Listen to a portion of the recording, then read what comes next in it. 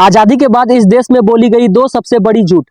पहला, कन्वर्टेड लोग अब सेक्युलर हो गए हैं। दूसरा, ये सो कॉल्ड अपर कास्ट वाले लोग अपनी जातिवादी मानसिकता से बाहर आ गए हैं। तुमने इस समाज का 4 पार्ट में वर्टिकल क्लासिफिकेशन किया।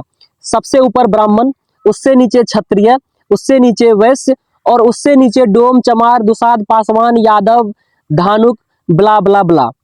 और इतिहास और धर्म की सारी किताबों में तुमने अपने पूर्वजों का बखान किया है।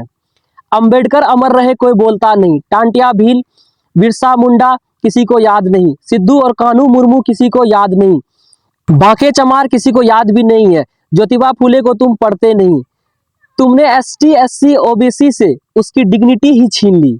गर्व करने लायक इनके पास कुछ बचा ही नहीं। तुमने इसे पूरी तरह से मानसिक गुलाम बना दिया और इस सिस्टम को बैलेंस करने के लिए तुमने नीचे वालों को रिजर्वेशन दे दिया। पर यह सिस्टम अनबैलेंस हुआ तो फिर ऊपर वालों को ईडब्ल्यूएस, फिर से नीचे वालों के लिए यूजीसी एक्ट लेकर के आए। फिर से सिस्टम अनबैलेंस होगा, अगले पंचवर्षीय चुनाव में फिर ऊपर वालों के लिए कुछ झुंझुना लेके आ जाना और तुम्हारा दुकान ऐसे ही चलता रहेगा। इस क्लासिफिकेशन सिस्टम का आधार ही गलत है, पूरा जाति व्यवस्था ही गलत है। मैं नहीं मानता इस जाति व्यवस्था को। एसटी, एससी, ओबीसी, तुम इस देश के मूल निवासी हो, तुम इस देश का 90% हिस्सा हो। अपने आप को पहचानो, अपनी ताकत को पहचानो। आज़ादी भीख में नहीं मिलती है, संघर्ष करनी पड़ती है, छीननी पड़ती है आज़ादी। और जनरल वालों, समानता भीख नहीं है, मानव का अधिकार है।